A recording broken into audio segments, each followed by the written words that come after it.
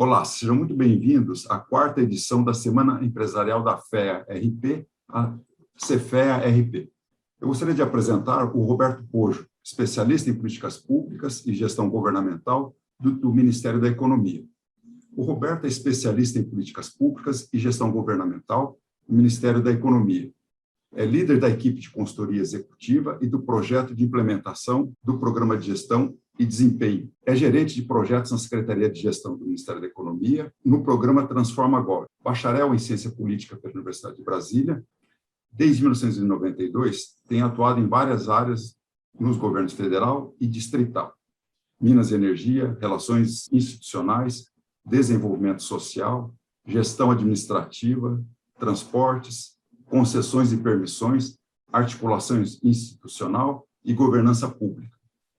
Ele falará sobre gestão e desempenho, o desafio de implementação de um novo modelo de gestão na administração pública federal. Desde já, agradecemos o Roberto por compartilhar seus conhecimentos conosco, aqui na quarta semana CFEA-RP. Roberto, obrigado mais uma vez pela sua disposição em contribuir conosco, e eu deixo a palavra com você. Professor Erasmo, eu agradeço muito o convite, estar aqui com vocês, né, nessa semana, e vou apresentar o projeto de implantação do Programa de Gestão e Desempenho. É um programa do Ministério da Economia que tem por objetivo modificar e aumentar a capacidade de gestão da administração pública como um todo.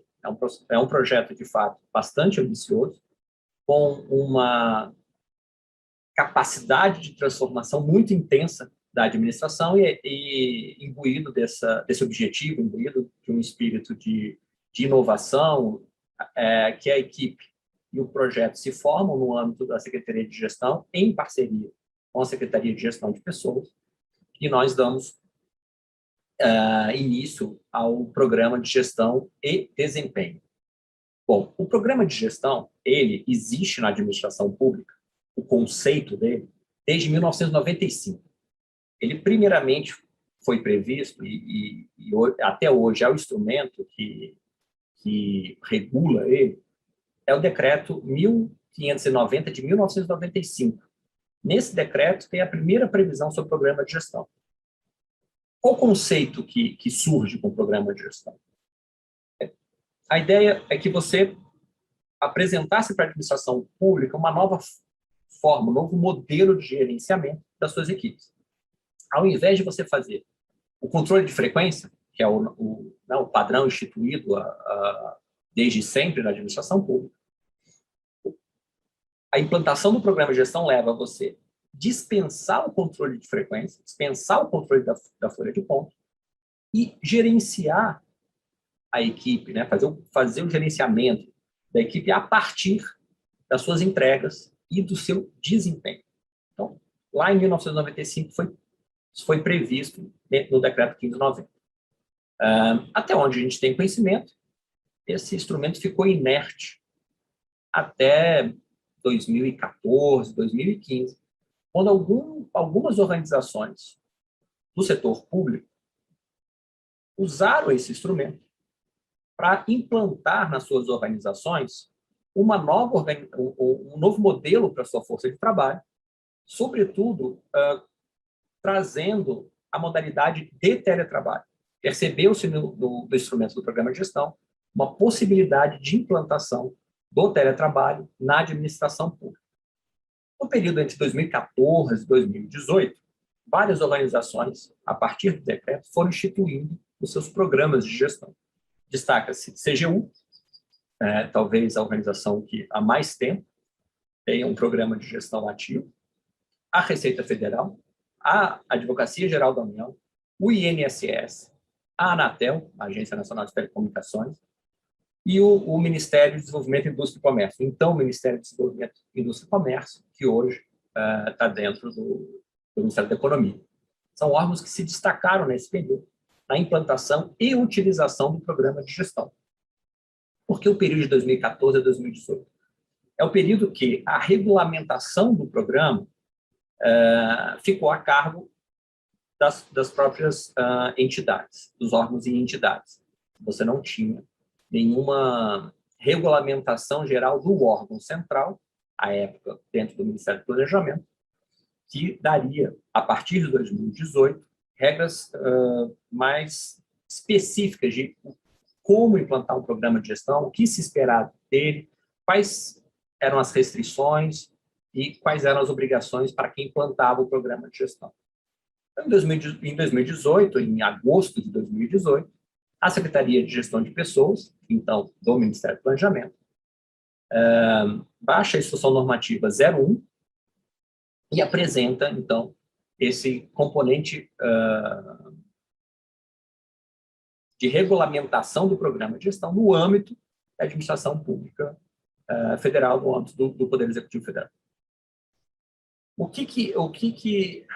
Né, a análise que a gente faz da IN 01 hoje, ela traz luz a uma série de questões, porém, ela teve um caráter de regras restritivas.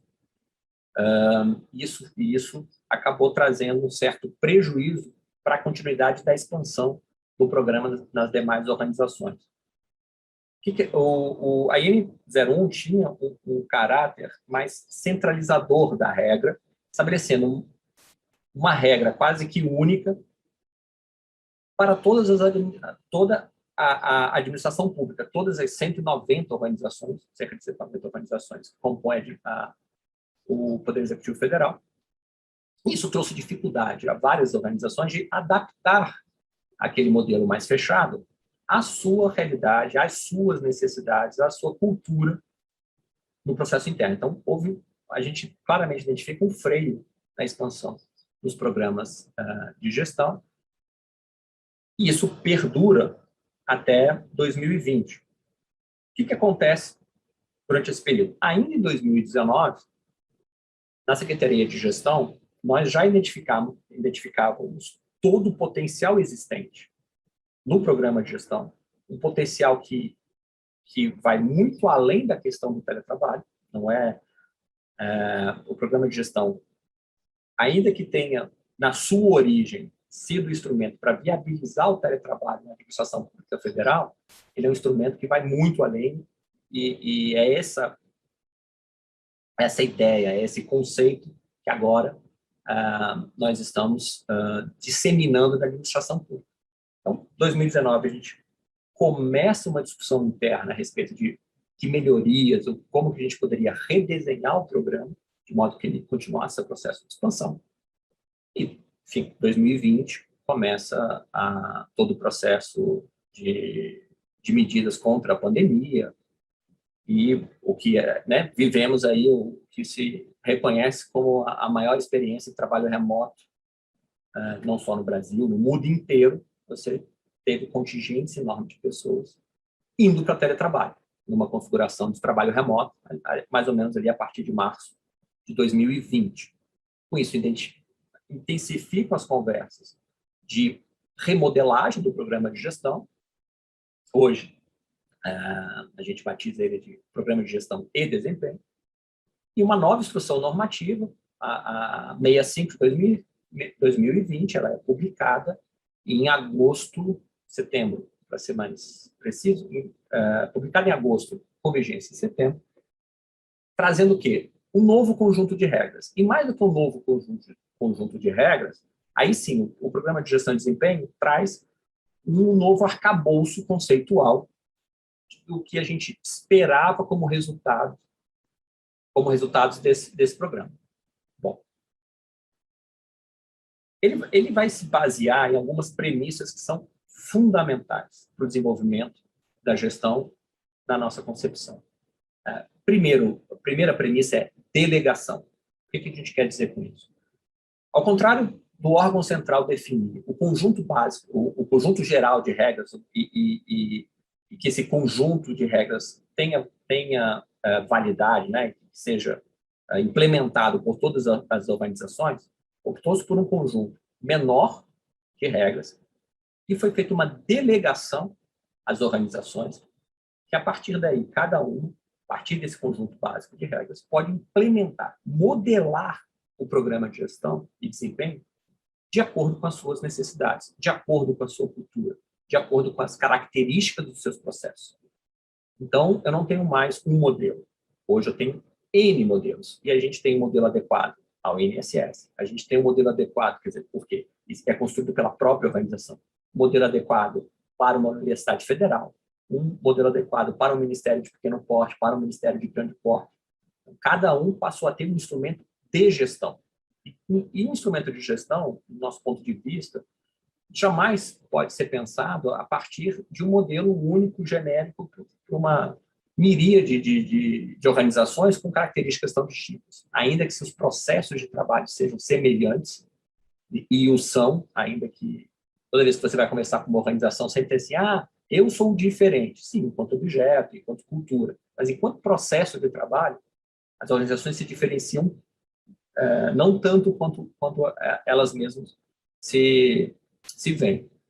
Então, a delegação é o primeiro ponto, é o ponto fundamental que a gente entende para que você tenha um crescimento, para você ter esse aumento da maturidade. Então, você tem que prevalecer esse aspecto da delegação.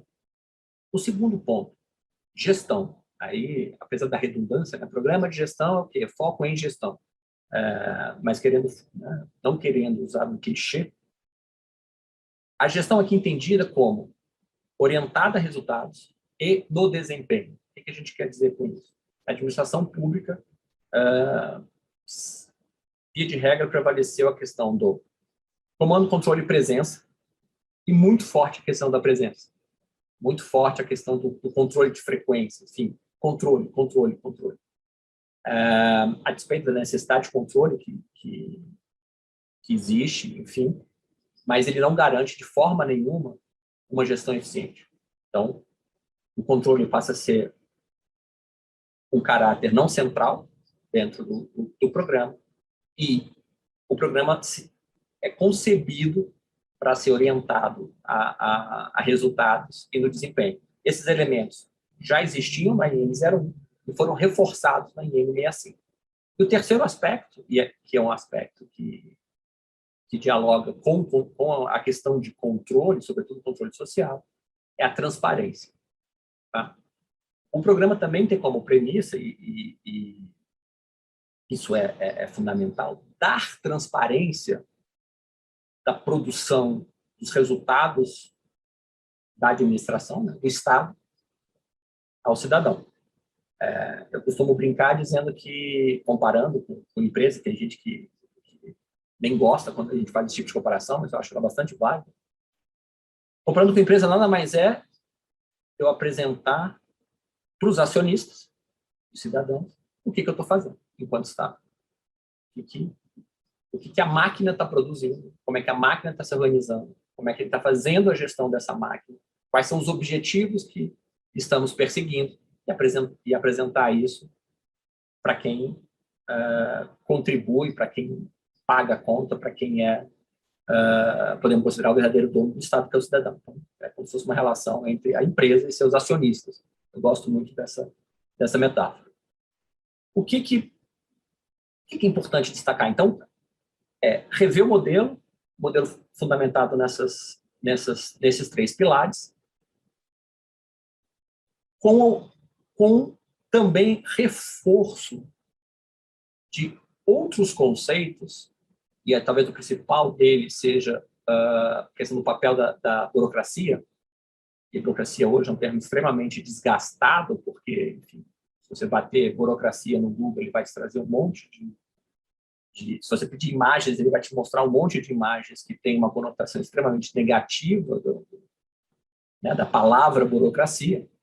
Mas a gente também gosta de lembrar que a burocracia, e aí, olhando o modelo weberiano de burocracia, ela surge, antes de mais nada, para dar previsibilidade dos processos. Então, a burocracia ela é necessária, não para controle, não para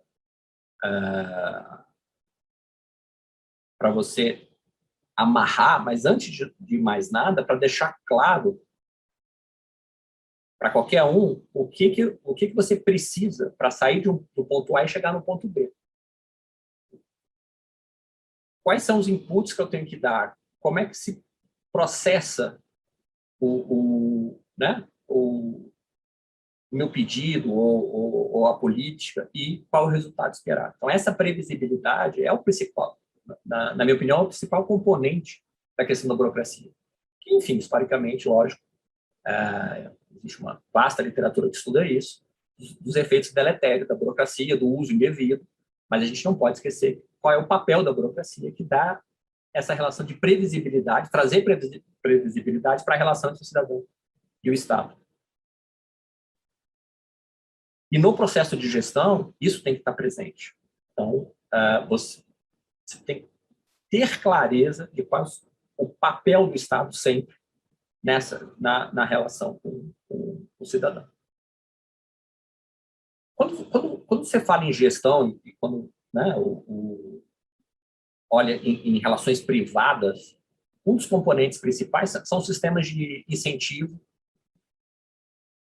que no setor público, eu não diria que são complexos, eles são simplesmente diferentes. Eu não tenho no setor público os mesmos sistemas de incentivos que eu tenho no setor privado. Mas isso não quer dizer que nós não tenhamos processos de incentivo e não possamos construir processos de incentivo. Só tem que ter clareza que são dadas características de setor público e setor privado. No setor público, eu preciso construir um sistema de incentivo próprio, mas que também é necessário. Tá? Não que ele tenha que ser dominante, mais à frente até fazer uma ponderação em relação a isso, mas o sistema de incentivo não tem que ser dominante, mas ele tem que existir. Só que ele é um instrumento diferente do que você tem, porque você no setor privado, porque você tem regras, você tem uma lógica diferente. E um outro conceito que a gente discute bastante no âmbito do programa de gestão de desempenho é o conceito de produtividade. Então, porque vocês buscam mais produtividade, a gente entende hoje que o conceito de produtividade vindo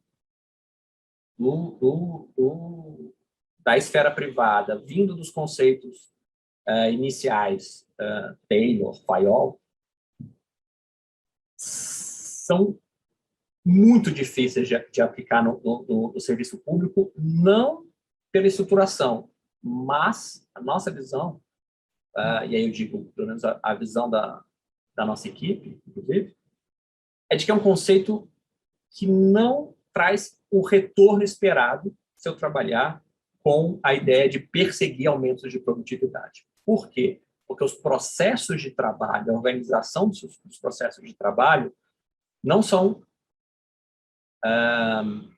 é eficiente focar na questão da produtividade. E aí, produtividade no sentido mais estrito, pensando na quantidade de produtos entregues por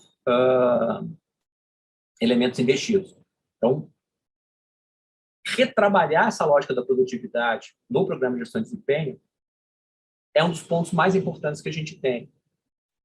Porque eu posso e devo olhar para os resultados apresentados, o desempenho conseguido, mirando o quê? Os objetivos, indicadores e metas que foram traçadas. E essa parte dos objetivos, indicadores e metas é um dos componentes centrais para que o modelo do programa de gestão tenha eficácia, uma vez que ele realmente não vai se apoiar numa simples, ou não simples, mas não vai se apoiar no processo de ganho de produtividade, pensando ali no processo de unidades produzidas a mais frente aos mesmos recursos investidos. Esse não é um conceito que faça sentido para a maioria dos processos. Então, a gente reforça a ideia de trabalhar com resultados, de trabalhar com desempenho e, sobretudo, aí sim, trazer de uma maneira mais efetiva, trazer de uma maneira mais consistente para o setor público objetivos, indicadores e metas. E não só objetivos, indicadores e metas estratégicos, construídos a partir do planejamento estratégico, mas também para cada unidade. Que cada unidade tenha dentro dela a cultura e o conceito claro de como construir esses objetivos que reflitam, né, o trabalho que elas realizam e utilizar desses instrumentos para aprimorar as suas entregas. Então, para o programa de gestão de desempenho, o que a gente elenca como os principais objetivos? Primeiro, como já falei aqui algumas vezes, orientada a resultados e desempenho. Segundo ponto, modificar o modelo de gerenciamento de equipes. Então, quando a gente fala modificar o modelo de gerenciamento de equipes, o que a gente vê hoje como modelo predominante? E aí, provavelmente, não só na administração pública, como talvez na privada. É afastar a ideia de que você consegue extrair o melhor desempenho de uma equipe a partir de comando, controle e presença.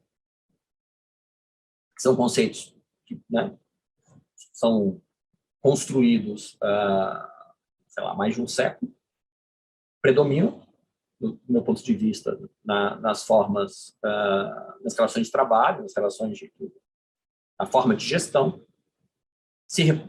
foram introduzidas na administração pública, mas a gente percebe e incentiva e trabalha com a mudança desse paradigma, tentando afastar essa ideia de que comando, controle e presença vai conseguir extrair os melhores resultados das suas equipes. Para isso, a gente, inclusive, traz novos elementos. Exemplo, começamos a disseminar a construção de cadeias de valor, muito mais do que a ideia de mapear processos, entender as etapas e cronometrar as etapas, enfim, no modelo mais tradicional de entendimento dos processos. Estamos disseminando a ideia da cadeia de valor integrada, de modo que, e aí fazendo o link com os objetivos, cada unidade entenda quais são as suas entregas de valor, né?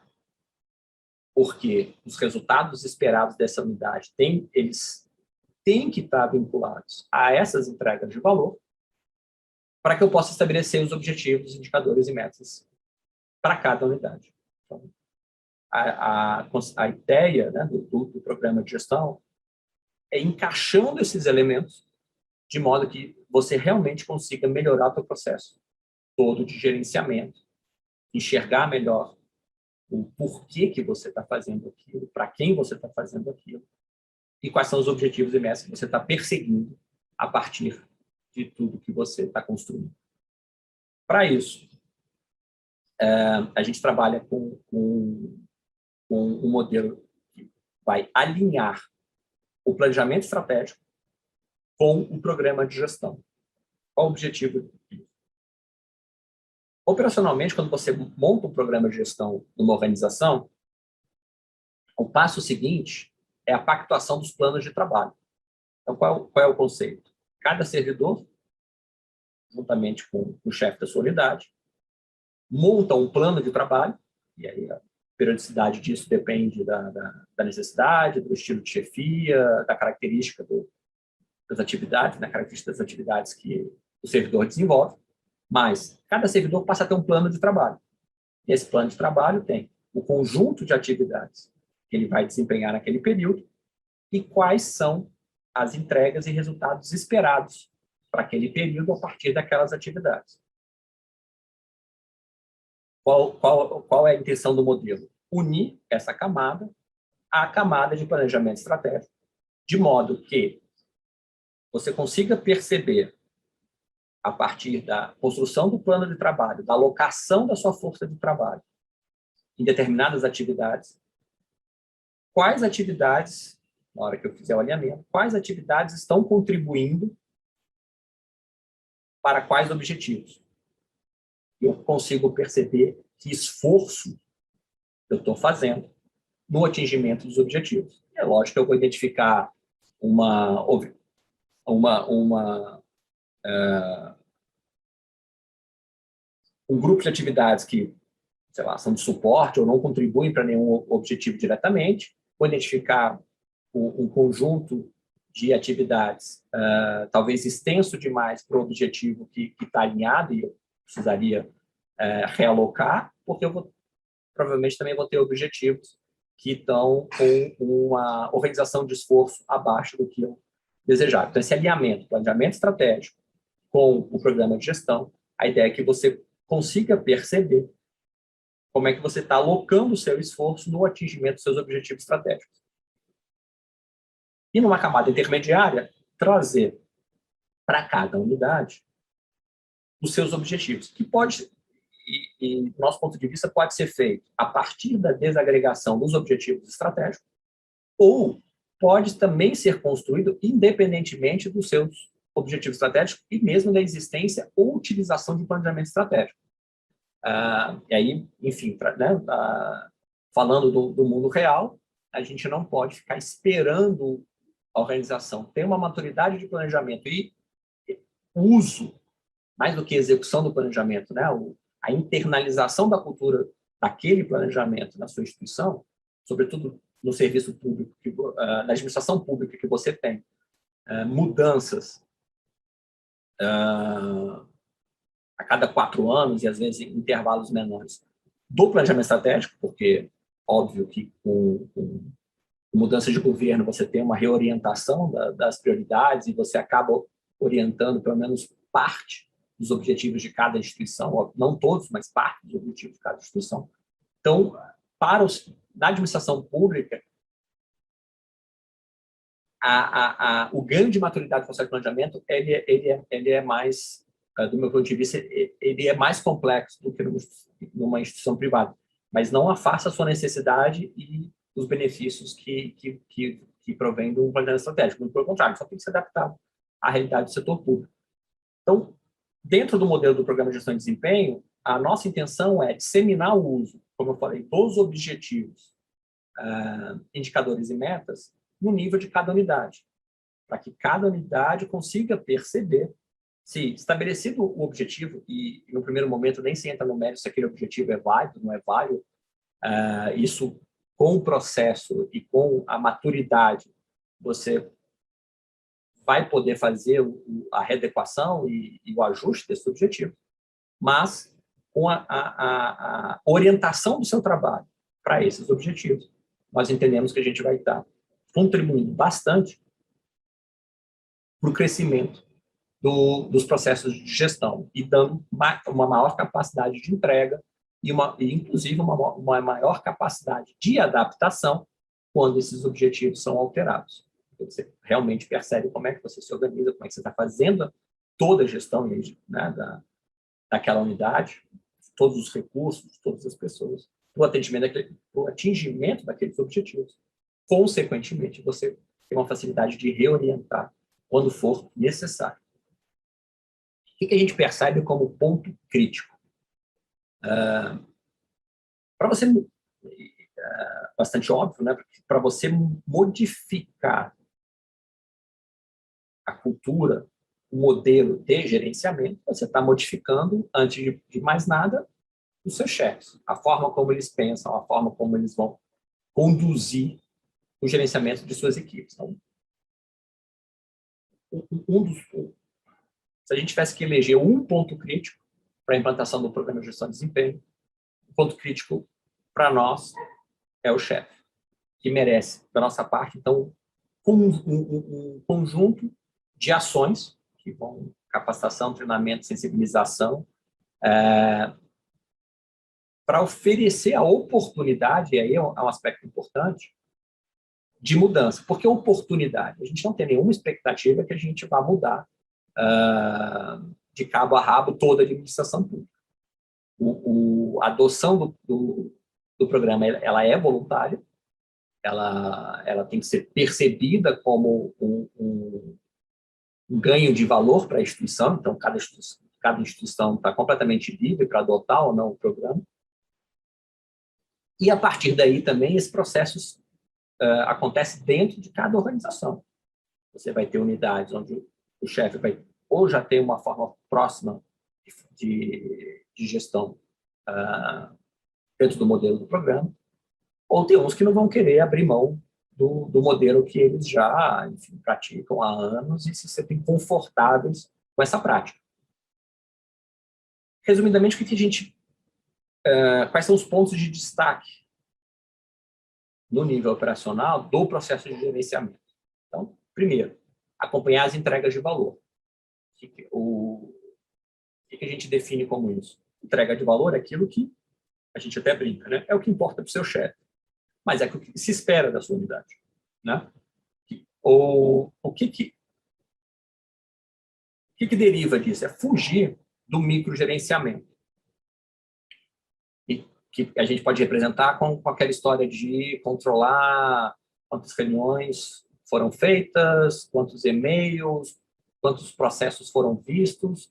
Então, você ficar o tempo todo gerenciando as tarefas de suporte, as tarefas intermediárias, ou as tarefas ou atividades intermediárias, e não a atividade principal, não a entrega principal da sua unidade. Então, redirecionar o modelo tem por objetivo redirecionar a atenção do gerente para esse aspecto central, tirando dele essa necessidade de controle das tarefas ou atividades intermediárias. Só que, para que isso aconteça, é óbvio, você vai modificar uma série de relações. Então, fundamental estabelecimento de uma relação de confiança muito grande, sobretudo quando você implanta teletrabalho, né?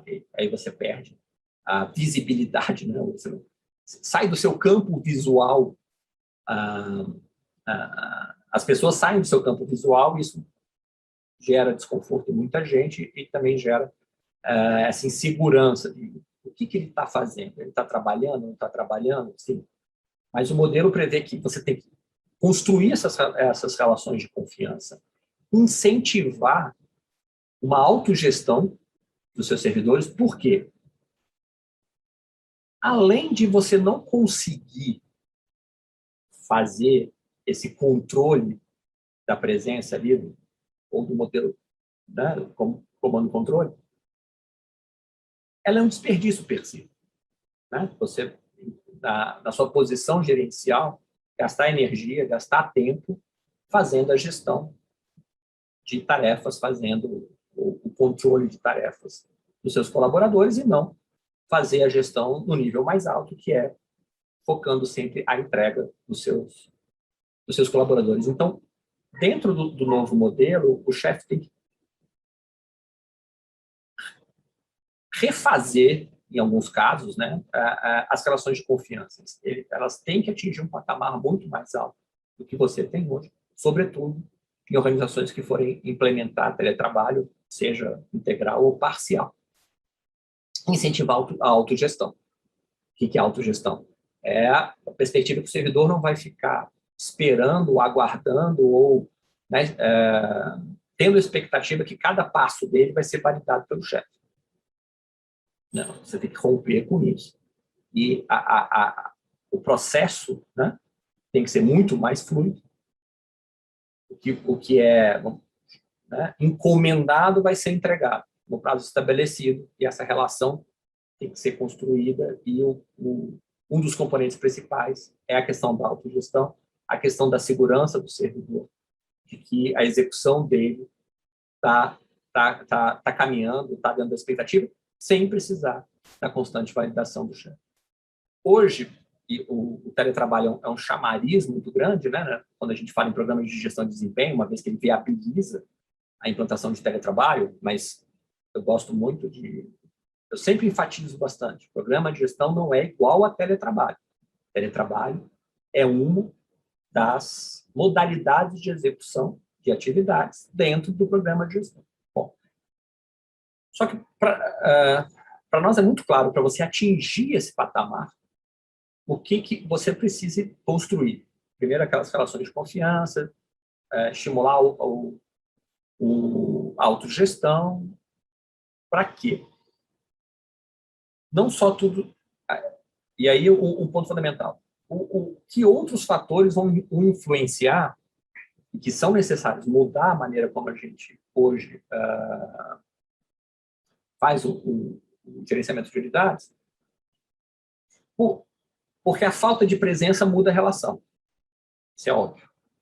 Mas tem, por exemplo, um fator que se destaca quando a gente discute, a questão da comunicação. E aí, pensando na comunicação em dois aspectos. Primeiro, quais os canais de comunicação que você vai utilizar? E o mais importante, você sair, né, da comunicação preponderante atual, que ainda é uma comunicação oral, e aí quando a gente fala que é preponderante a comunicação oral, não é no registro dos processos, que obviamente são feitos todos por escrito, em processos estabelecidos. Mas o procedimento de gestão, o modelo de gestão atual, por conta da presença física, por conta das relações que foram estabelecidas, ele é muito oral. E ele já deveria migrar para uma comunicação, que, né, como se diz hoje, assíncrona, ou seja, o registro, sobretudo do processo de gestão. Então, para além do produto final da burocracia, esse sim é sempre registrado, o processo tem pouco registro. O processo decisório, o processo de tomada de decisão, né? A construção, usualmente a gente tem um registro muito baixo e um dos componentes fundamentais que a gente coloca para o programa é, que a gente fala, comunicação, comunicação, comunicação. Você tem que elevar muito a sua forma de comunicação escrita, porque você precisa aumentar muito a maturidade da sua gestão de conhecimento, porque os fluxos que existiam no presencial não existem mais. E para garantir que esses fluxos continuem, as pessoas têm que ter acesso à informação e a única maneira que elas vão ter de modo eficiente acesso a essa informação é por meio da gestão do conhecimento, por meio de uma comunicação escrita mesmo, bastante de modo bem estruturado, né?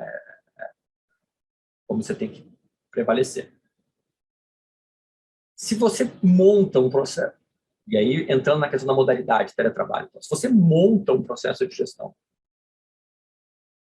que está bem estruturado, que está baseado em confiança, que está planejado, que tem um bom registro, o registro adequado, você chega no ponto principal, que é o que a gente fala o seguinte, o trabalho, a modalidade de execução do trabalho passa a não importar.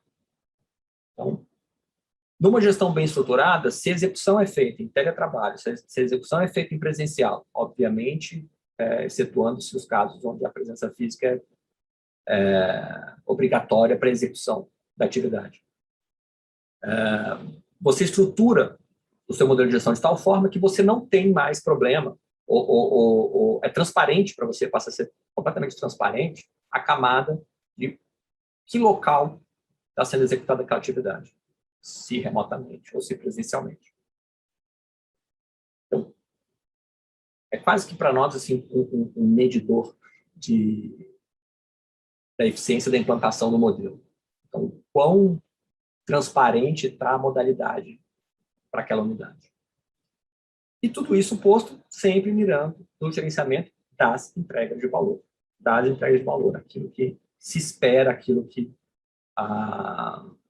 é percebido como quase que a razão de ser daquela unidade. E aí eu estou sempre trabalhando, né, falando aqui no nível unidade, mas obviamente que isso vale depois para a organização como um todo, né, e suas subunidades. Quando a gente fala de teletrabalho, eu sempre digo assim, é o chamariz desse processo todo, né? Lógico, lá atrás era o objetivo do programa, a implantação do teletrabalho, com o processo da pandemia e todos nós fomos lançados em trabalho remoto. Então, hoje, não é que todo mundo acha que o teletrabalho é a melhor coisa do planeta, mas todo mundo entendeu que ele funciona. Então, dois aspectos derivados da pandemia tornaram possível uma rápida expansão do programa de gestão e desempenho no seu componente de teletrabalho. Todo mundo entender que é possível, sim, a execução das atividades em trabalho remoto. E o segundo aspecto é um aspecto cultural e tecnológico, é o uso do ferramental disponível. Você, pré-pandemia, falar que vamos fazer uma reunião por videoconferência. Era um caos. Você tinha que reservar uma sala, metade não escutava direito, outra metade não conseguia falar no microfone, do outro lado, caía a conexão, enfim. Então, óbvio que o arcabouço, né, o background tecnológico ali foi fundamental no aspecto de disponibilidade e no aspecto de uso por parte de todo mundo. Mas o teletrabalho também vai trazer desafios, né? Então, o primeiro deles, do ponto de vista do servidor, é estabelecer o limite entre sua vida privada e o trabalho, já que agora elas acontecem no mesmo espaço. Então, esse é um ponto fundamental e não é um ponto que deva ser deixado para o servidor, né? É algo que você tem que também orientar o processo todo. E os pontos para a organização, entra a questão de distanciamento da cultura da instituição, isso é um desafio, porque é óbvio que a cultura da instituição é feita a partir das relações sociais estabelecidas entre as pessoas que lá trabalham, e você não tem mais a forma de relação social, presencial e com o que derivava disso. Mas isso não quer dizer que você não consiga construir e instituir uma cultura da instituição tão boa ou melhor do que você tinha antes, a partir do momento que você tem uma conformação distinta, e aí, né, no futuro, quer dizer, já começa a viver isso, que a gente chama do modelo híbrido, né, com parte no presencial e parte em teletrabalho. O ponto fundamental para olhar o teletrabalho é que você não pode olhar quem está em teletrabalho como alguém distante e apartado da sua organização. Ele está presente tanto quanto aquele que está no presencial. E o seu modelo de gestão tem que ser capaz de gerenciar igualmente, como eu falei, independentemente da modalidade que ele esteja executando. E o que a gente percebe e almeja, né, com isso tudo? É um aspecto essencial de quais são as etapas daqui para frente a partir da implantação do programa de gestão de desempenho. Então, o que a gente diz? Nessa primeira fase, que é o que a gente ainda está vivendo, o programa tem como objetivo, né, ser apresentado e implantado em algum nível em todos os 190 órgãos da administração, órgãos e entidades da administração, mas, como eu falei, ele tem caráter voluntário. Então, cada um, ao seu tempo, vai implantar, vai utilizar o programa de gestão. Mas o que a gente tem como visão de futuro? Que, com o programa de gestão, com esse redirecionamento ou com essa reconstrução da maneira como se faz a gestão, ou melhor dizendo, o que a gente tem, então, como visão de futuro? É reconstruir ou restabelecer novas relações onde o resultado realmente seja o ponto principal, né, como a gente fala, orientado a resultados, de modo que toda a estrutura, a gente até brinca que é uma revolução silenciosa, né, porque toda a estrutura vai se transformando, então você vai rompendo com relações culturais muito fortes, né, do modelo anterior, e você vai reconstruindo, reconectando essas relações com um novo paradigma tal que você realmente alcance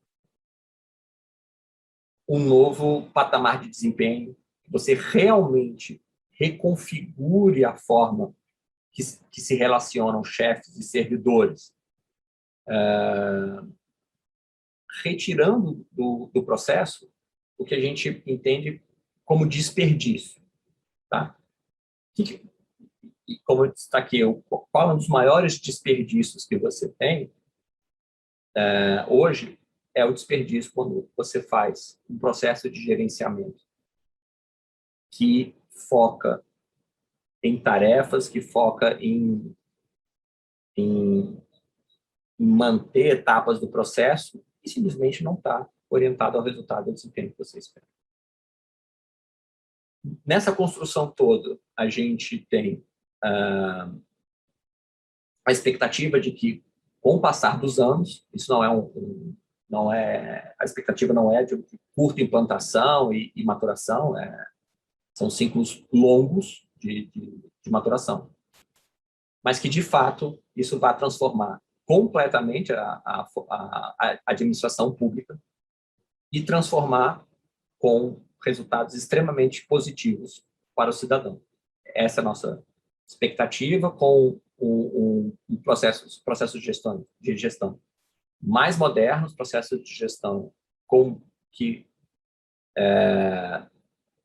desenvolvam e tragam resultados melhores, ainda que, né, isso seja quase que uma obviedade, né, deveria ser quase uma razão de ser, mas que você precisa fazer essa mudança estrutural. O modelo atual de gestão, ele vai ter, né, chega no limite de estruturação e agora você precisa alterar esse modelo de gestão para poder, sim, com os recursos que você tem, conseguir, de fato, entregar mais à sociedade.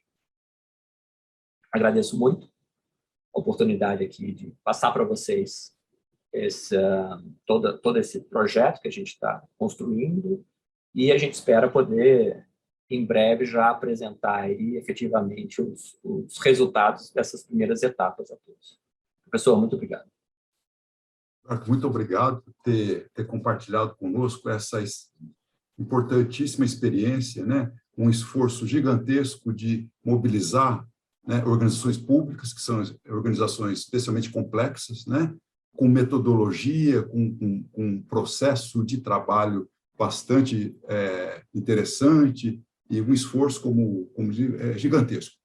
Assim, para a gente alinhar, né, as organizações da gestão pública não é fácil, né? Então, vocês, claro, a metodologia ela é flexível, como você muito bem já comentou, cada um a seu tempo, né? Sem ser impositivo. Acho que isso é importante porque a organização, os órgãos públicos são muito heterogêneos entre si, né? Enfim, então acho que é importante levar em consideração todas essas especificidades aí. Roberto, você, com a sua fala, você, assim, tem várias questões, né, que são suscitadas aí pela dimensão, assim, desse projeto de vocês. Eu vou tocar em alguns pontos. Pelo que se depreende, vocês romperam com paradigmas, modelos, né, entendimentos sobre a gestão pública, sobre algumas práticas de gestão pública, né? E eu destaco aqui, eu observei, dentre elas, o advento do home office, que eventualmente que ajudou em alguns momentos, mas, digamos, sei lá, por algum outro perspectiva, se você tem todo mundo na organização, talvez já fosse mais fácil de implementar. Você junta as pessoas, põe numa reunião, faz uma capacitação, enfim. Não é esse mais o nosso paradigma. Foi acelerado pela pandemia, né? Então, isso é um paradigma que está se estabelecendo, né? Outro que você comentou é sobre pode ser chamado de produtivismo, né? Vocês procuram romper com isso, uma outra metodologia de gestão por resultados, de cadeia de valor, que eu achei muito importante.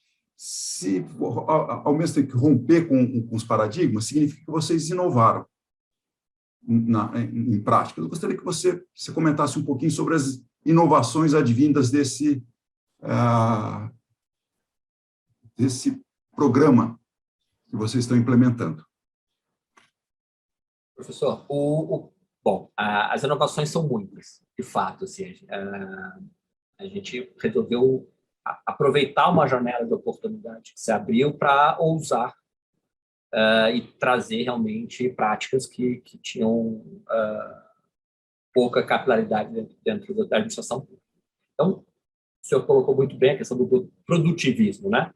A ideia de que eu consigo replicar nos processos da administração processos produtivos advindos do mundo privado, sobretudo em processos produtivos de linha de produção, enfim, que marca bastante, né, todo o século XX e emerge como um paradigma de eficiência tudo que derivou do modelo de Taylor, né? O que para nós não é simples, assim, até 2018 a ideia era que, como estava ligada a teletrabalho, então o que a gente precisava romper de vez, e óbvio que a pandemia ajudou a gente bastante, né? Teletrabalho é um benefício ao servidor. Esse é um benefício ao trabalhador. Oh, que legal, ele vai ficar em casa. A gente até brinca, né? Expectativa e realidade, né? Quando você teletrabalha, você imagina o sujeito na praia, curtindo, violãozinho, tal, tá. E é realidade, é o sujeito num computador com criança pendurada na cabeça dele, cachorro latindo, não sei o quê, telefone tocando, sobretudo no modelo pandêmico, como a gente fala do teletrabalho. Então, romper com esse conceito também foi um ponto fundamental. Apresentar o teletrabalho como um processo de ganha-ganha, tanto para o servidor, é óbvio que o servidor tem vantagens com o teletrabalho, vantagens, mas a administração tem um ganho enorme. Primeiro, estamos falando de uma redução de gasto de custeio muito grande para a administração, muito significativa. Na pandemia, o valor economizado, o último levantamento, você já estava falando em economias acima de R$ 1,5 bilhão de reais. São fatores que eu acho que você nunca conseguiu na administração, a não ser, né, para aqueles cortes lineares que se faziam, que todo mundo sabe que tem efeitos deletérios por serem lineares. Agora não, você fez uma economia efetiva de recursos e tem potencial para muito mais, porque a gente ainda não se apropriou de todos os ganhos do teletrabalho. Então, uma pequena inovação foi ressignificar o teletrabalho. Esse é um aspecto. O segundo ponto é entender, e a gestão pública é pródiga em que modelos centrais, que, né, o meia dúzia ali pensa assim, isso aqui é fantástico, vamos aplicar, vamos. Aí você quer aplicar em todas as organizações, e a gente tem um histórico grande nisso. O que a gente precisou romper com essa ideia do modelo central? O modelo de gestão não pode ser central. E a gente atacou dois aspectos. Como eu coloquei, na construção do modelo per si, dando um grau de liberdade muito grande às instituições, e um segundo, que tem um fator simbólico importantíssimo, que é o sistema de gerenciamento. Né? Tudo no governo vira sistema. Então, se começar a falar aqui de sigla, né? se org, se não sei o que, é um monte de sistema, que eles chamam de sistemas estruturantes e estruturadores, que conduz lá a lógica orçamentária, a lógica financeira. A regra está ali dentro e ninguém mexe. Tudo bem, isso cabe para as questões orçamentárias e financeiras, mas para a gestão não cabe. Porque a organização dos dados, a gente coloca assim, o que o sistema tem que fazer é registrar o seu processo de gestão. Inclusive, a gente permite tal grau de liberdade. Se eu sou microgerencialista, o sistema aceita eu registrar meu microgerencialismo. Ele só escancara o meu custo de registrar isso, de acompanhar e avaliar cada uma das atividades. Um ponto que eu não coloquei, mas toda atividade passa a ser avaliada pelo chefe. Então, a entrega resultante ou as entregas resultantes daquela atividade, de cada uma das atividades, são avaliadas pelo chefe. Qual é o intuito disso? Construir uma base de informações com a qual o chefe consegue atuar na melhoria do desempenho do servidor. Tá? Então, esse é um ponto importante. Mas a questão do sistema foi simbólica. O que a gente fez? Não tem sistema central.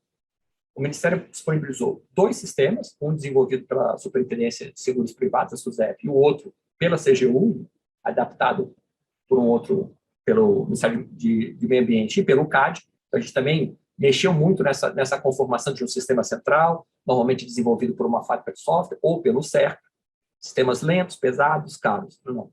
Vamos trazer o que o mundo privado faz aí desde o Linux, ou talvez antes dele, que é um processo colaborativo. Então, a gente também inovou nessa questão. Então, a gente lançou 2. O que é lançar 2 sistemas? Está aqui os sistemas, código-fonte, manual de implantação, é de quem quiser. Ah, mas eu não quero nenhum dos 2. Problema nenhum, você pode desenvolver o seu. Por quê? Porque o sistema, primeira etapa dele, eu vou registrar como é que eu estou fazendo a minha gestão dentro de um modelo básico. Tá? E o segundo, eu vou extrair daí as minhas informações de gestão. Então, ou esse modelo faz sentido para mim, ou depois de 2 ciclos, sei lá, rápidos, eu vou falar, cara, isso não me informa nada, isso não me ajuda em nada, porque isso não reflete em nada a minha instituição, a minha cultura da instituição, o que eu espero. Então, esse ajuste, esse rompimento mesmo de paradigma, de um sistema central, igual, né? Todo mundo olhava para a gente assim com cara de espanto, vocês são malucos. E tem funcionado muito bem. Tem funcionado muito bem, a gente está conseguindo formar uma rede colaborativa e o sistema que saiu da CGU já passou pelo MMA, pelo CAD, como pessoas que ajudaram no desenvolvimento. Agora o IPE já falou, não, eu vou contribuir. Então, cada um vai dando o seu pedaço de contribuição.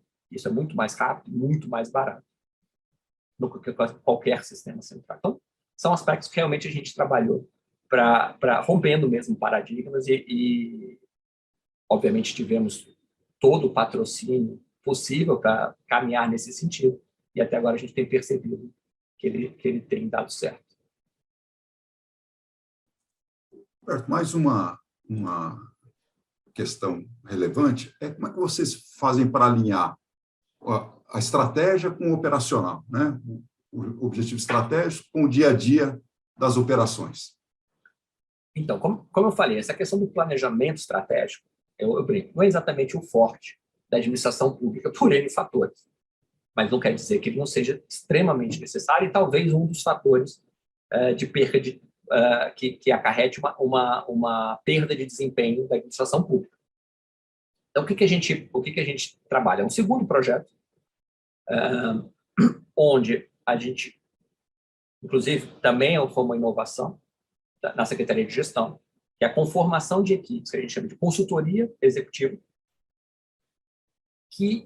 onde a gente atrai talentos, especialistas em determinada temática, nesse caso, gestão estratégica, que vão prestar serviços aos órgãos e entidades que necessitam desse serviço. Então, a ideia da Secretaria de Gestão é dar um suporte para que as organizações aumentem a sua maturidade no planejamento estratégico. Primeiro ponto, né? Então, se eu quero alinhar, eu preciso ter os 2 pontos que a gente vai alinhar. Então, temos a construção do programa de gestão, a gente precisa fortalecer o planejamento estratégico. Então, essa atuação é feita, parte da consultoria executiva, de novo, fica disponível para quem tiver interesse em contratar, digamos assim, o serviço. E também foi feito um trabalho que hoje, na lei do PPA, há uma orientação obrigatória de alinhamento entre o PPA da instituição e o seu planejamento estratégico. A Secretaria de Gestão trabalhou nos últimos anos na orientação e em ajudar os órgãos a construir o seu planejamento estratégico e já construir esse planejamento estratégico alinhado, com alinhamento ao PPA. Foi publicada a IN 24 de 2020, se eu não estiver enganado. Eu confesso que esse negócio da pandemia eu me perco um pouco nos anos. Então, salvo engano, a IN 24 de 2020, que trabalha o quê? Essa parte da gestão estratégica, oferecendo às organizações o guia. Derivado da IN tem um guia de como que você faz o seu planejamento, as melhores práticas, um guia orientativo. Segue a mesma lógica, né? Você pode, obviamente, adaptar e pode, obviamente, utilizar aquilo de uma maneira que faça um sentido maior a você.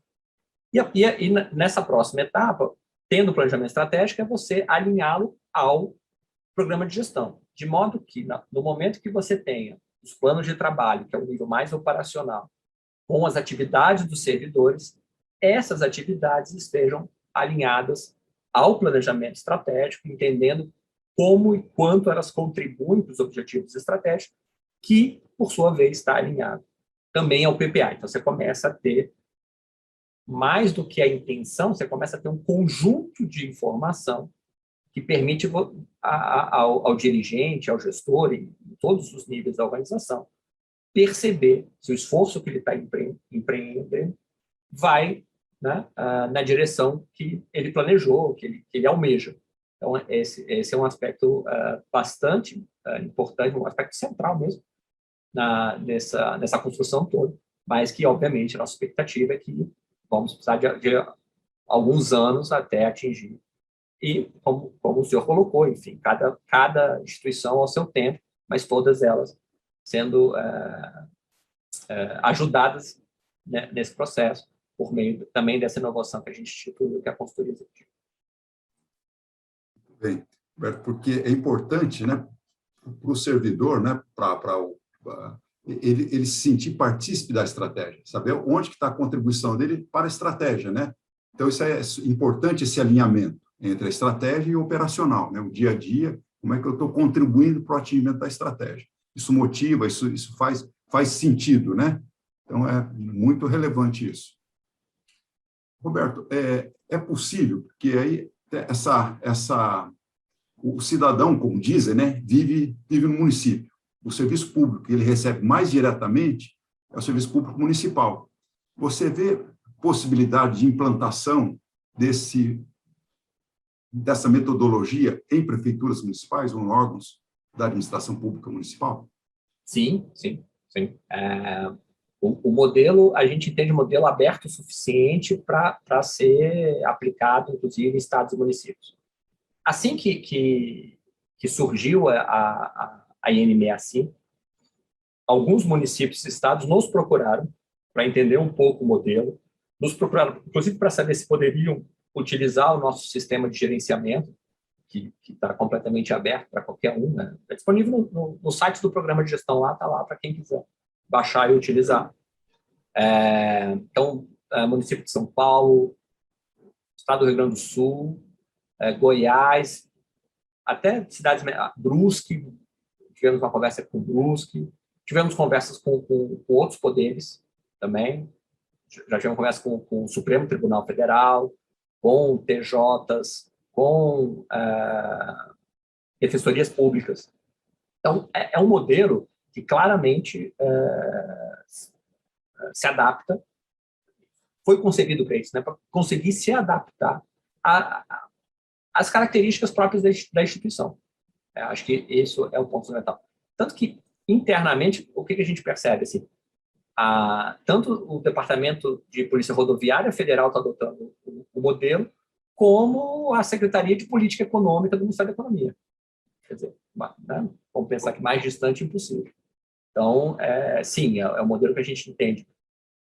Talvez ele tenha, e como o senhor destacou, provavelmente ele tem, sobretudo no aspecto da transparência, os melhores efeitos no nível municipal. Porque o cidadão percebe, né, quem já teve a oportunidade de trabalhar no município, tem essa, né,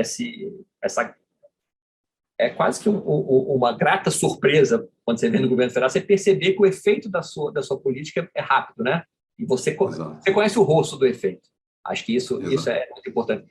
Então, se você tem uma gestão, se você apresenta como é que você está construindo, para quais objetivos trabalhando, e mostra isso para o cidadão pode olhar e falar assim, não é bem isso que a gente quer, né? Como eu brinco lá. O acionista pode falar, cara, não é bem aqui. Eu acho que você tem que ir um pouco mais para cá. Hoje é difícil para o cidadão entender como é que os recursos, lato sensu falando, estão sendo aplicados. Que objetivos realmente estão sendo perseguidos. Então, a gente acha que o modelo consegue trazer, sim, essa transparência para o cidadão, que no nível municipal, então, tem os melhores efeitos. Exatamente. Então, Roberto, é porque eu costumo dizer, assim, nas aulas para os alunos, né, que na mídia sempre sai, né, o dark side da gestão pública, né? Sempre a ineficiência está na gestão pública, sempre os desvios não, tem gestão pública muito competente, tem profissionais exemplares, competentíssimos, tem instituições públicas muito eficientes, mas, infelizmente, né, a mídia, enfim, a gente só vê notícia ruim, mas tem um lado super eficiente que talvez não apareça muito na mídia. Então, acho que um evento como esse, trazendo um profissional desse gabarito como você, com implementando uma política extremamente relevante para o Brasil, é importante que a gente desmistifique e mostre para os nossos alunos também o espaço de gestão, um espaço de atuação na gestão pública. Né? A gente fala muito de empresa, é um curso, né, um pouco mais voltado assim, para a gestão empresarial privada, mas há oportunidades e há uma carência de gente competente, também para atuar na administração pública. E está aí o exemplo, né, de muitas técnicas que a gente ensina aqui, que os alunos conhecem, né, adaptadas assim com muito êxito na gestão pública. Então, é muito essa sua participação muito importante. E para finalizar, Roberto, eu passaria muito mais tempo aqui com você para discutir mais, né, aprender mais com você também, mas para a gente finalizar, o que você vê como os desafios enfrentados até o momento, ou lições aprendidas até agora, e os desafios futuros? Bom, o primeiro desafio que a gente encontrou foi entender um pouco o modelo, sabe? A questão da mudança do paradigma. O que nos chamou muita atenção? Na hora que você apresentou o modelo, foi muito rico isso. Você percebeu o funcionamento estrutural do pensamento de gestão. O exemplo que eu uso para ilustrar. Quando você fala, olhe para suas entregas, olhe para suas atividades, né? E só fala isso. Então primeiro passo, que a gente fala assim, do operacional liste as suas atividades. Quando a gente bem no começo, que a gente não enfatizava que as atividades representavam entregas de valor, então elas eram elementos agregados, a gente recebeu uma unidade com uma lista de 700 atividades, uma unidade com 10 servidores, que conseguiu listar 700 atividades. Eu confesso que eu nem olhei, eu falei, não vou nem olhar. Mas isso se replica, obviamente, em um nível menos intenso, que, de novo, herdado, né, de todo o fundamento de administração que a gente tem no século XX, na ideia que eu preciso ali fazer o controle de tempos e movimentos. Então, eu desagrego e faço o microgerenciamento, porque é isso que demonstra que eu estou entregando, que eu estou produzindo, né? Voltando naquela questão de produzir, de produtividade, está muito arraigado. Isso